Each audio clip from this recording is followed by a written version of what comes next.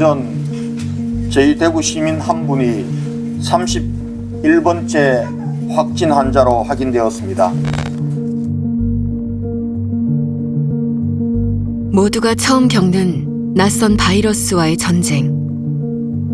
병원에는 자리가 없고 의료진은 부족하고 사상 처음으로 겪는 초유의 사태에 기존의 대응 지침으로는 역부족이었습니다. 대구는 말 그대로 패닉 상태였습니다.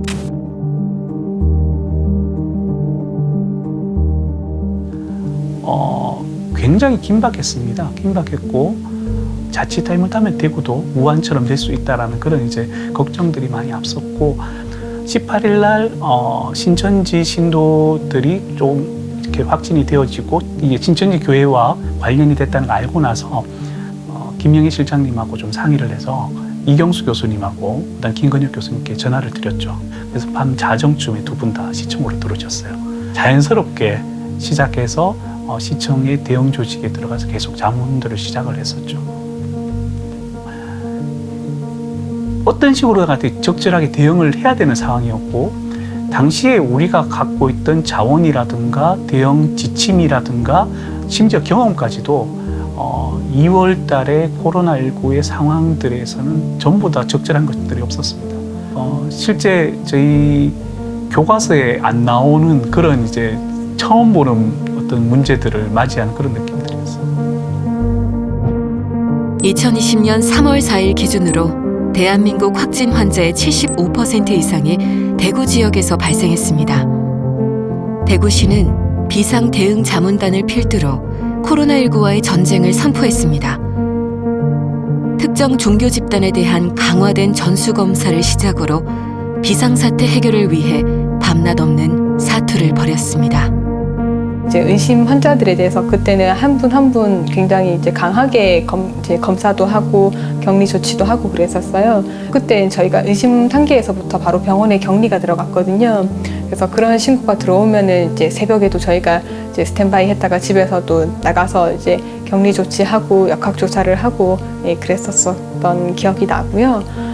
혼란의 상황 속에서 대구의 메디시티 협의회가 빛을 발했습니다. 메디시티 협의회와 비상대책팀은 24시간 밤낮 없이 돌아갔습니다. 그 결과 코로나19 의료전담 시스템이 빠르게 만들어졌습니다. 그중 가장 큰 힘을 발휘했던 것은 대구형 환자 분류체계였습니다. 대구형 그 환자 입원 시스템은 한마디로 얘기해서 이제 그 트리아지 개념이라고 볼 수 있습니다. 우리 전쟁 때 환자가 다량으로 발생을 하게 되면 즉시 지금 환자를 옮겨야 될 경우, 그 다음에 조금 스테이 해도 될 것 같은 환자들, 그 다음에 그 다음 위급한 환자들, 위중한 환자부터 병원으로 옮기는 시스템, 그거를 구축하는 일을 시작을 했었습니다. 분만에 임박이 했는데 열이 난다든지 신생아가 확진 환자가 생겼는데 전체가 감염돼 버리면 심각한 문제가 생길 수 있다. 시에 이제 보건과장님하고 대책 마련을 하자 해서 분만은 파티마가 맡겠다. 그 다음에 코로나가 의심되거나 확진 환자에 대한 진료라든지 치료는 대구 동산병원에서 하겠다라고 했습니다. 근데 그 과정에서 제가 지금 참 쉽게 이야기하지만은 상당히 이렇게 조정하고 그 병원들에서 병상 마련하고 그 시스템 구축하는데 상당 부분 오랜 기간 걸렸고요. 대구형 대응체계 성공으로 코로나와의 전쟁에서 방어선이 구축되기 시작했습니다. 전국에서 온 수많은 의료진이 자발적으로 전선에 섰습니다. 어떻게 보면 정부나 지자체에서 해야 될 거니까 민에서 들어갈 필요가 없을 수 있잖아요. 그러나 정말 다들 몇십 분씩 들어가서 일을 해줬고 이 대학병원 의료기관장들 정말 밤에 밤새면서 서로 통화하고 입원실 다 비워주면서 이런 것도 해줬습니다. 그러한 이제 메디시티 대구 협의회 역할이 이제 가장 중요했다고 보고 있고 실제 외신에서도 그 부분을 굉장히 주목을 하고 있어요. 저희가 아마 그 초기에 2월 19일에 군의관 간호장교 공중보건의 차출을 이제 바로 시행하려고 했고 20일에 건의를 해서 22일 토요일 아침 일찍 이제 공동보건의들이 대구시청으로 전부 다 전국에서 차출돼서 왔습니다. 이분들도 그 당시에는 사실 아무 정보가 없이 그냥 갑자기 대구로 가라고 해서 왔는데 상황의 심각성을 이제 대구시청의 공무원들이 설명을 하니까 본인들도 굉장히 당황이 되잖아요. 바로 들어가서 이동검진도 들어가거나 안 그러면 바로 검체 채취를 해야 되니까 사실 준비가 안 돼서 상당히 초기에는 좀 반대가 많이 있었습니다. 정말 미안하다. 내 시장님 지금 방금 여러분 앞에 통화했는데 시장님도 미안해서 가라고 하지만 그러나 나는 그렇게 못하겠다. 왜? 시민들이 안전이 보장이 안 된다. 자, 당장 오늘 그래도 투입될 사람도 있어야 된다. 여러분들 지금 당장 남아서 나와 함께 할 수 있는 사람이 있느냐 하니까 13명이 손을 들어요. 13명 바로 투입했어요. 그래서 바로 검체 채취하고. 그분들이 아니었으면 이렇게 못 막아서 1시간 하루가 중요했거든. 그게 늦었으면 굉장히 문제가 됐고 정확하게는 우리가 5일 딱 늦었으면 대한민국 미국과 똑같이 됐어요. 5일만 늦었으면.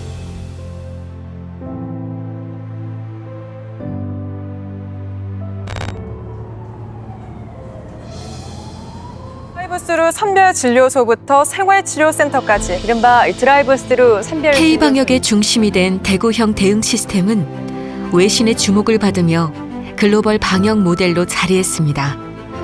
전 세계적으로 극찬을 받은 승차 진료는 2월 23일 칠곡 경북대 병원에서 최초로 시작되었습니다. 칠곡 경북대 병원, 영남대학교 병원의 승차 진료를 포함한 15개의 선별진료소, 공중보건의가 주축이 된 80개 팀의 이동검진으로 하루 최대 6,580건의 진단검사를 소화해내기도 했습니다. 환자 한 명의 검체를 채취하는데 준비가 상당히 많이 필요했습니다. 그래서 음압 텐트를 설치를 하고 보호장구를 완전히 다 갖춰 입고 환자 한 명 채취하고 하고 나면 주변을 또 다 소독해야 됩니다. 다음에 오는 환자한테 전파가 되면 안 되니까 소독 약제에 의한 독성이 있기 때문에 환기를 또 해야 되고 바이러스가 그 장소에서 완전히 빠져나가는데 대략 1시간 정도. 그러니까 이제 실내에서 하게 되면 어쩔 수 없이 환자 한 명 검체 채취하는데 심하면 2시간까지도 이제 시간이 걸릴 수 있기 때문에 미국에서 그 탄저병이 대규모 유행을 대비해서 운동장 같은 데서 드라이브 스루로 해서 대규모로 약을 나눠주는 그런 시스템에 대한 아이디어를 회의 안에 이제 포함이 되어 있었습니다. 제가 그 안을 들고 내일 바로 하자. 우리 지금 너무 급하다. 피검사자와 검사자가 차로 창문으로 분리가 되고 피검사자들끼리 차로 인해서 분리가 되고 접촉하는 면이 되게 좁아졌죠. 보호장구도 조금 간편해졌고 10명도 힘들었다가 우리 100명 이상. 위기 상황 속에서 발휘된 아이디어들은 세계 최초의 승차 검진을 넘어 생활치료센터를 탄생시킵니다. 생활치료센터는 비대면 진료의 새로운 패러다임을 열었습니다. 굉장히 절박한 상황에서 이제 생활치료센터라는 개념이 나오게 됐죠. 우리가 예견은 했지만 그 예견한 것보다 더 규모도 크게 또 더 빠른 속도로 이제 환자가 발생을 하게 된 겁니다. 자택에서 대기하는 환자 수가 2,000명을 넘어가면서 의료기관에 입원 치료를 할 수 없는 상황이 발생을 한 거죠. 자택 대기 환자가 사망하는 사례도 생겼고 또 이송해서 응급실에 가서 바로 사망하신 분이 발생을 한 거죠. 우리가 어떤 위기 상황에서 옵션을 가질 수 있다는 것은 엄청난 위력을 발휘를 합니다. 병상이 없으면 경증 환자들은 생활치료센터로 가면 된다 하는 그 선택권, 이 안도감이 가장 큰 어떤 편익이라고 저는 생각을 합니다. 생활치료센터는 두려운 현실을 감내해야 했던 경증 환자들에게 작은 희망이 되었고 병상 부족의 문제도 점차 해결되었습니다. 최종 집계 결과 입소 환자는 3,025명이었고 행정 지원 인력도 930명이 투입되었습니다. 완치자가 늘어나면서 한 개 센터에 확진자가 50명 이하로 줄어들면 대구 인근의 생활치료센터로 통합하였습니다. 그래서 4월 30일까지 14개 센터를 전부 철수할 수 있었습니다. 병실 부족 문제를 해소하여 대규모 지역 확산을 차단했던 것이라고 생각합니다. 자택에 대기 중이던 확진자들을 신속하게 입소시키지 못했다면 지역사회 전파와 의료진 붕괴 등을 막을 수 없었기 때문입니다. 삶과 죽음의 경계에 서 있다는 불안감. 다시 일상으로 돌아갈 수 있을지에 대한 막연함. 심리방역기관은 안식처가 되어 진심으로 환자를 위했습니다.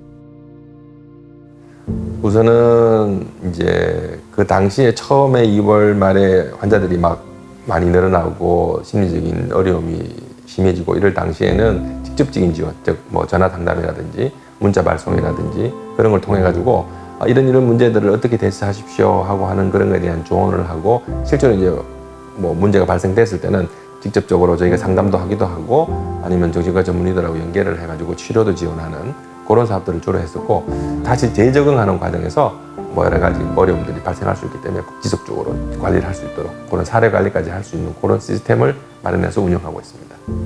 그러니까 내 상태가 어떤지를 좀 점검을 잘 해야 될 거고 그러면서 나타나는 여러 가지 불안이나 두려움 뭐 이런 여러 가지 현상들은 자연스러운 현상이라는 것을 이제 수용하고 받아들여야 되겠죠.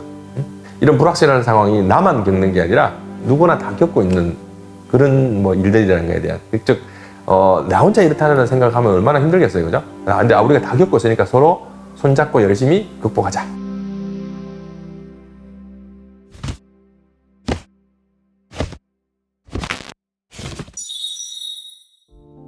모두가 대구를 외면했던 순간 대구 시민들은 자발적 봉쇄로 하나 되어 대구를 지켰습니다.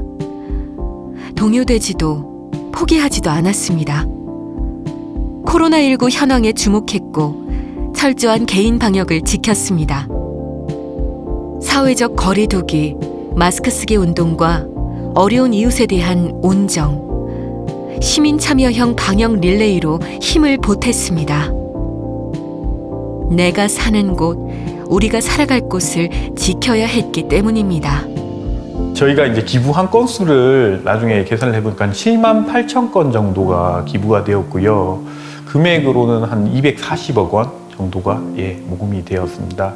전 국민이 거의 저희한테 많은 관심을 가지고 성금을 기탁해 주신 걸로 저희는 알고 있습니다. 입금자 명에다가 대구 파이팅, 뭐 코로나19 극복, 뭐 대구 코로나 화이팅 뭐 이런 식으로 많이들 남겨주셨어요. 더 힘이 나죠, 아무래도.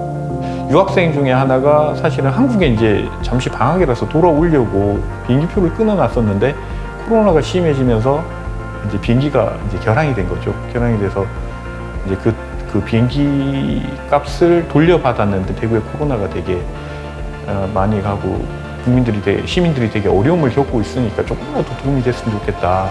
기부를 해서 대구 시민을 돕고 싶다라고 하는 뭐 그런 얘기들도 실제로 있었고요. 저희 국민 모두가 염원을 하고 국민들 덕분에 그리고 대구 시민 여러분들의 적극적인 협조 덕분에 아마 이 코로나19를 잘 극복하지 않았나 싶습니다.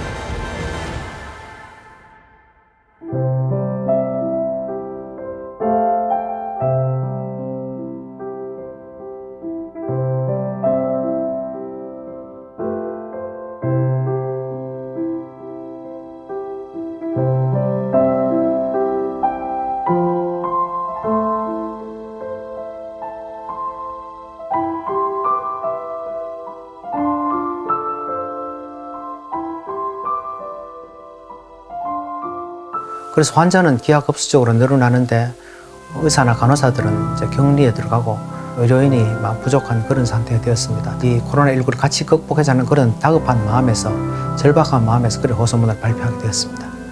군인은 전쟁이 나면 맨 앞장서 나가고 소방관들은 불이 나면 달려가듯이 의사들은 질병 상태가 오면 자기 안위를 돌보지 않고 시민들을 위해서 일선에 나서는 것이 당연한 의무라고 생각하고 그것은 저뿐만 아니라 모든 의사들의 마음이 똑같으리라고 생각하고 있습니다.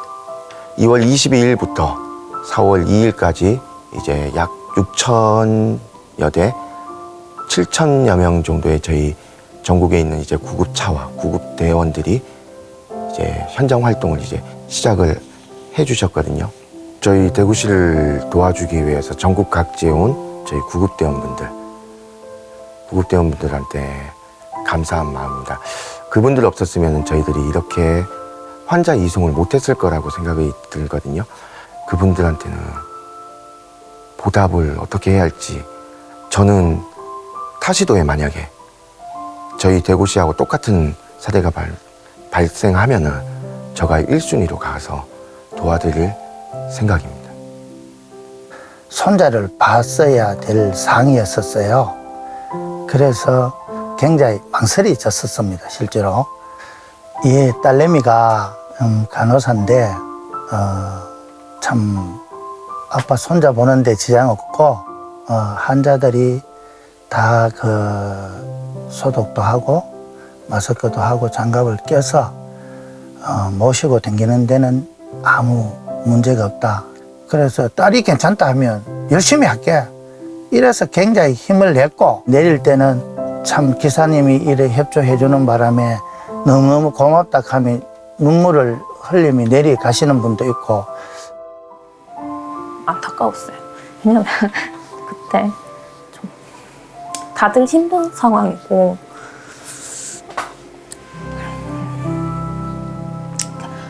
얼마나 힘든 상황에서 일을 했을지를 잘 아니까 걸리고 나면 또 어떤 증상이 있고 얼마나 힘들지도 잘 아니까 좀 그랬어요. 좀 무섭다기보다는 걱정되고 좀 마음이 많이 아팠어요. 뭐 의료진이 감염됐다 이러면 아무래도 좀 저희가 부주의해서 걸렸다라는 그런 생각도 많이 하시니까 근데 저 입장에서는 그렇게 생각하기 되게 힘들거든요. 그런 점이 좀 마음이 많이 아팠어요.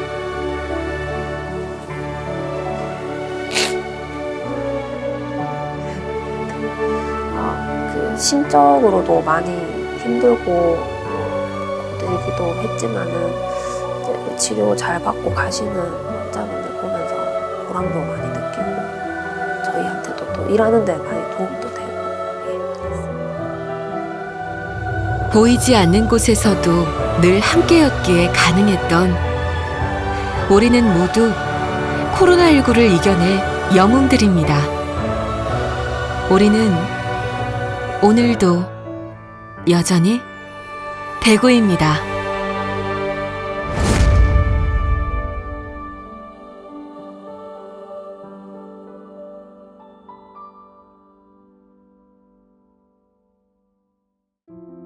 내가 판단하는 것들이 맞느냐 뭐 이런 두려움들도 많았었죠. 우리 전문가들끼리 모여서 야 이게 대구가 아니고 딴 데서 일어났으면 어떻게 했을까 그런 얘기를 많이 했습니다. 거의 뭐 100일 넘게 아침 뭐 새벽같이 시청에 출근을 하고요. 처음에는 왜 대구냐는 생각이 많았습니다. 근데 이 코로나19 사태를 조금 지나고 보니까 대구여서 극복할 수 있었다는 생각이 듭니다. 진짜로 손님을 많이 모시고 힐링을 할 수 있도록 잘 갔으면 그게 제일 소원입니다.